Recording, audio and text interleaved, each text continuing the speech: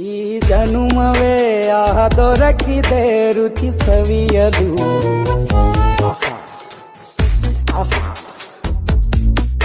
ಈ ಜಗವಿದೆ ನವರಸಗಳ ಉಣಬಡಿಸಲು. ಬಿಸಿ ಬಿಸಿ ಇದೆ, ಬಿಸಿ ಬಿಸಿ ಇದೆ ನಳಪಾಕ ದಿನ ದಿನ ನೂತನ.